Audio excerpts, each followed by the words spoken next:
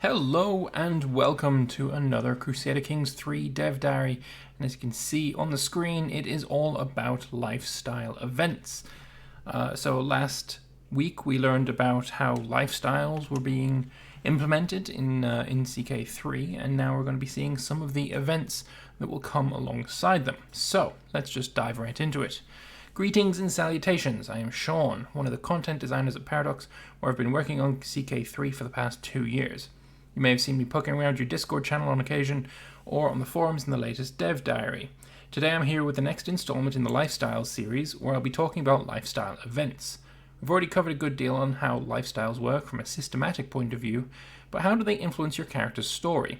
What does your lifestyle mean to your ruler beyond some bonus skill points and a handful of perks? Much like in CK2, when you pick a lifestyle focus, you'll begin getting events related to that focus. Unlike in CK2, however, these events are not mere stepping stones towards acquiring a lifestyle trait, as that progression is handled by the perk system, which again we learned in a previous Dev Diary.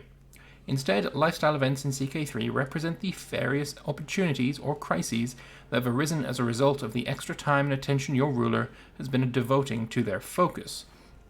So sort of similar as CK2, with the crises especially, I do recall quite frequently when I'm playing CK2 that I'm spending too much time, or I'm getting an event where I'm spending too much time devoted to a very specific thing, like stargazing was one that this frequently came up with. And because you're spending so much time stargazing, you're not really managing your country well enough, and you have a crisis, a set of events where you have to either stop doing what your character wants to do, the your lifestyle kind of thing, your focus, or you could just get increasingly bad penalties if you just really go hard on your focus. So yeah, something similar to that, but expanded. So that sounds like a good thing to me. For example, if you pick the Stewardship domain focus, you begin receiving events about the management of your ruler's domain and the holdings within it. You can choose to be strict or lenient, fair or corrupt, generous or greedy, etc. While there's rarely a correct answer, the choices you make here will influence the prosperity of your realm, the size of your treasury, and how your ruler will be remembered in history books. So we have here the corrupt tax collector. I've noticed various inconsistencies and omissions in the tax records for Nancy. It's clear these errors cannot be simple mistakes. Someone's been embezzling funds. Unfortunately, the trail of this mysterious culprit is erratic enough that it's difficult for me to determine exactly which tax collector is responsible. So you can investigate the matter discreetly, assume direct control over tax collection, execute the lot of them, and bring in new collectors. That went from 0 to 100 real quick. Then again, you might prefer to take the Intrigue Temptation focus, where you will receive events about seduction, desires, and covertness. You can lead your courtiers and vassals on, manipulate them into doing favors for you, or interceding with others on your behalf. You can sustain long-term affairs, planting agents in foreign courts, who will do your bidding when the time is right. That especially sounds real fun to do. Or just maybe you're simply the type of person who wants to have a good time seducing every lady or lord you desire, indulging in a wild revelry of stress-relieving hedonism and debauchery. The choice is yours to make. Just going back to this, the cogs are turning, let's say. I'm imagining a multiplayer scenario where I have chosen this focus, and I get people in my court, and I either coerce them or convince them to do my bidding, and I plant them in another player's court who, for all they know, they've just gotten a really good courtier and they're going to give them jobs and stuff. Meanwhile, they have no idea that their new courtier is under my control. Like, I want that to be something I can do, please, because that sounds awesome. Like I said, the cogs are turning. A sweet farewell. My lord, it has been a pleasure to be your guest here in Upper Lorraine. Amali stammers as she readies for departure. I got to meet you. That alone made my stay worth it. But still, I beg you, would you spend a night of passion with me before I leave? Yeah, again, 0 to 100 very quickly. Amelie has fallen for my subtle manipulation. Now, how should I capitalize on this opportunity? Yes, my love, I would do anything for you. So, darling, that rumor about my vassal. Aha! Trying to get some hooks on various vassals. Lovely. My sweet, would you speak to Hedwig? Which I assume is an owl. Purely because, I mean, that's Hedwig. I cannot. Now off you go. I love it. Also, these here. Is that opinion up or down? Because I don't know if I would... I mean, that looks like it's going down, of course. But this would definitely not be opinion, because if it was opinion, then this would be going up. What is this? I do not know. It's on this one as well. It's not. I think that's the first time I've seen this. Alright, moving on then.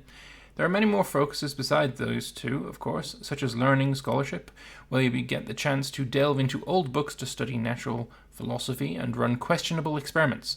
Here you can decide just how far you will go in the search for knowledge, and if it's worth it to push the boundaries of church doctrine to discover the secrets of nature. Well, naturally, of course it is.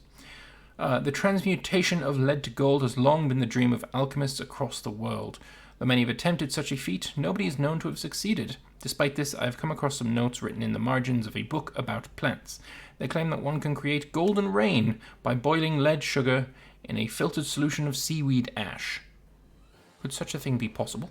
If nothing else, it's worth investigating. These scribbles are clearly nonsensical prank, and I will not be tempted by the promises of witchcraft.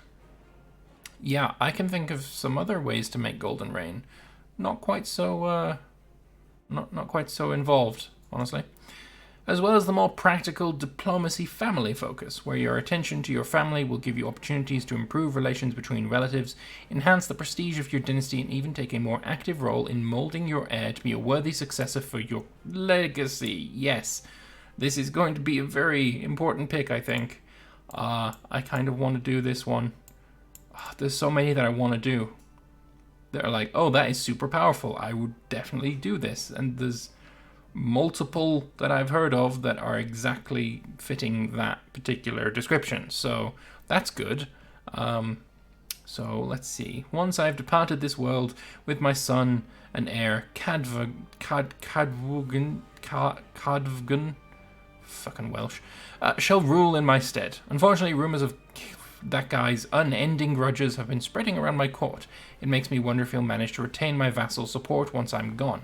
So you can attempt to rectify his flaws, talk up his good qualities instead, or focus on yourself and lead by example. Bloody Welsh with their names and stuff. In addition, your rulers are savvy individuals, or at least like to think so they won't just single-mindedly pursue their focus at the expense of all else. You'll also receive occasional events pertaining to other focuses within the same lifestyle, representing various opportunities you've discovered that weren't necessarily pursuing, but would still be foolish to ignore. This will help mix up things a little and make keeping the same focus for a long time more interesting. Taken all together, the lifestyle events become an integral part of the lifestyle system in CK3 that define how your current ruler lives their life, and what impact that has on their realm and dynasty.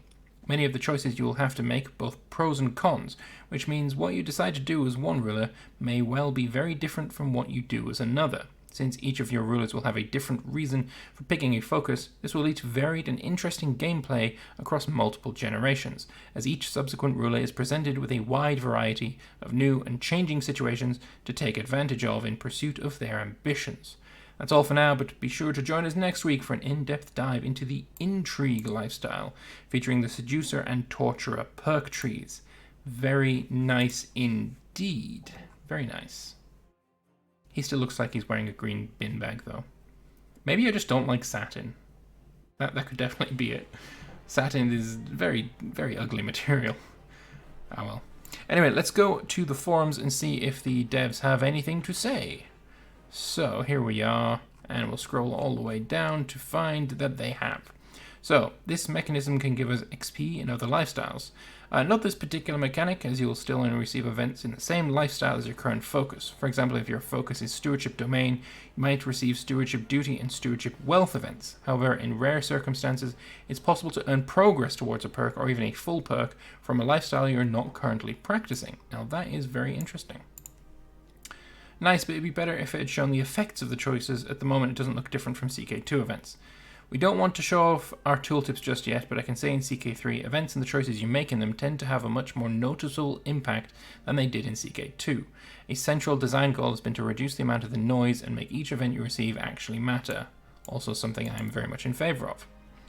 Wait, during a ruler's life, are they locked entirely into a single lifestyle? No, we know already they're not. Is switching to a different lifestyle, retaining perks gained by the lifestyle impossible? Well, no.